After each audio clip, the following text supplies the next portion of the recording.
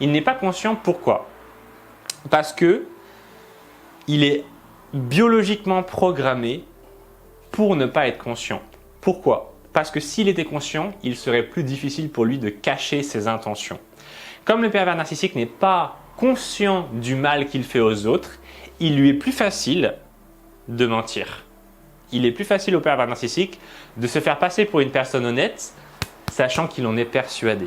Le pervers narcissique est persuadé d'être une personne honnête. Le pervers narcissique est persuadé qu'il est bon au fond de lui. Il le croit sincèrement. Il pense réellement qu'il n'est pas un pervers narcissique. Il pense réellement qu'il est quelqu'un de bon, qu'il est quelqu'un d'honnête. Et qu'importe le fait qu'il ait vu dans sa vie qu'il ait trahi les autres, il est au courant quand même. Il sait très bien quand on vole quelqu'un, ou quand on ment à quelqu'un, quand on trompe quelqu'un, quand on sait très bien. Ok? Mais on se trouve toujours des excuses. Le pervers narcissique se trouve des excuses. Pourquoi? Parce qu'il veut rester dans le déni de sa malhonnêteté. Et tout ce déni qui est construit autour de sa malhonnêteté est vital pour lui parce que ça lui permet de cacher qu'il est un voleur, de cacher qu'il est un exploitant. Et en fait, pour résumer cette image, on va donner quelque chose de très simple. On va donner le fait suivant. Imaginez, vous voulez faire passer une marchandise de contrebande à travers une douane. Okay, on imagine on a un individu qui est là, il veut faire passer, je sais pas, de la drogue. Et on a un autre individu qui est le contrôleur, et le contrôleur est là, et il doit empêcher la drogue de passer. Et qu'est-ce qui se passe? On a deux images, on a deux personnes. On imagine une première personne qui sait qu'elle a de la drogue. Okay, elle va passer comme ça devant le contrôleur.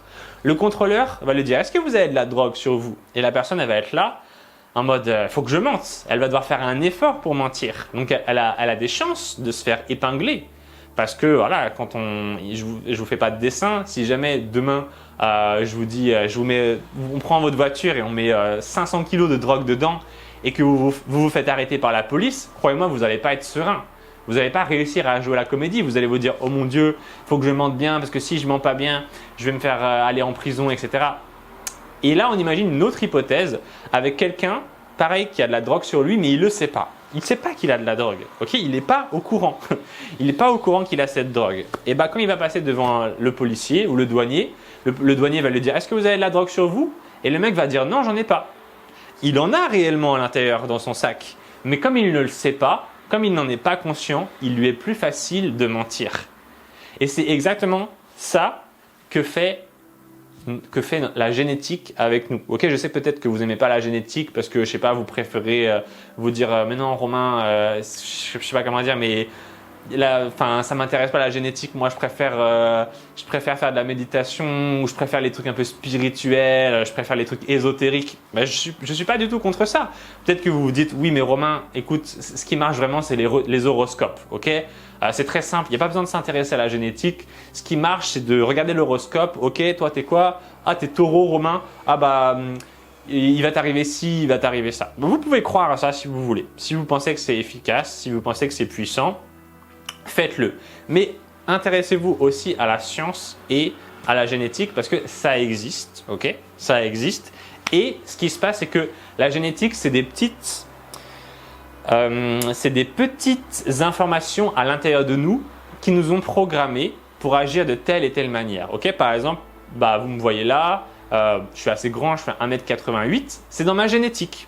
C'est-à-dire que si j'ai des enfants, pour l'instant j'en ai pas, mais on imagine que je trouve la femme de ma vie et que je fasse des enfants, il y a des chances qu'ils soient assez grands. Vous avez remarqué peut-être que dans les familles, il y a des gens qui se ressemblent.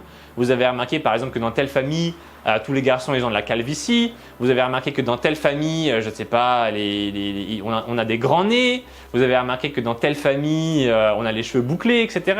Ça c'est la génétique. Et la génétique se charge de différentes composantes dans un individu.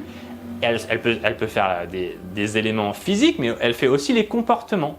Elle fait aussi les comportements et parmi ces comportements, il y a le fait d'être pervers narcissique. Le fait d'être pervers narcissique est une évolution qui arrive avec un mix de génétique et un mix d'éducation.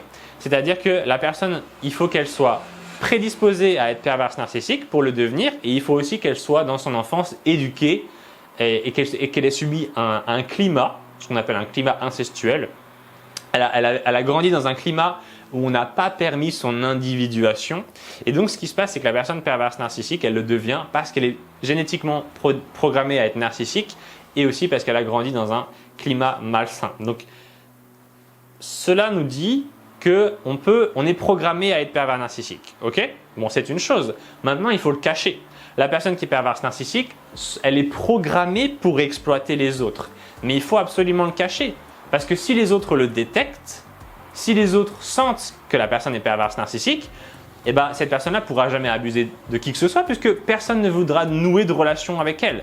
Si c'était écrit en grand sur son front, si au début, lorsque vous aviez rencontré le pervers narcissique, je vous avais donné un papier, okay, en vous disant « voici ce que cette personne va te faire ». Je vous donnais toute la liste entière de ce que cette personne va vous faire. Ben, est-ce que vous voudriez être avec elle? Vous allez regarder la liste, vous êtes là en mode quoi?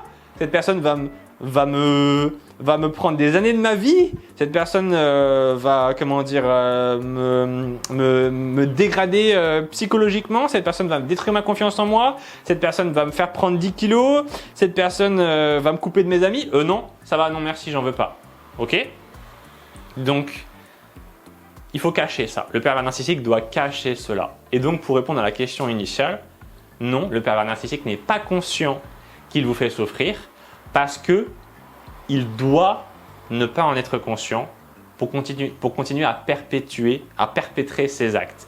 Et il est génétiquement programmé à ne pas être conscient qu'il est un tricheur, qu'il est un exploiteur, parce que ça lui permet de mieux exploiter les autres.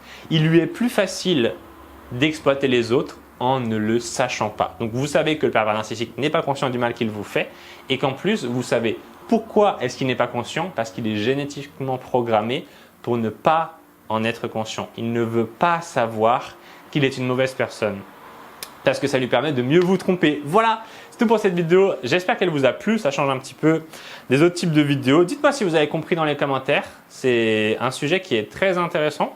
Mais peut-être que ça ne vous a pas intéressé. Je suppose que si vous avez regardé la vidéo jusque-là, c'est que ça vous a quand même intéressé. Mais dites-moi dans les commentaires ce que vous en pensez. Et puis, n'hésitez pas, vous êtes très nombreux à me contacter pour du coaching. Je peux vous aider. Vous pouvez m'appeler directement au téléphone. Je peux vous aider à oublier un pervers narcissique. Je peux vous aider à le quitter. Je peux vous aider à savoir à 100% est-ce que oui ou non vous êtes victime d'un pervers narcissique. Je peux vous aider à protéger vos enfants du pervers narcissique. Enfin, j'ai beaucoup de… Là, par exemple…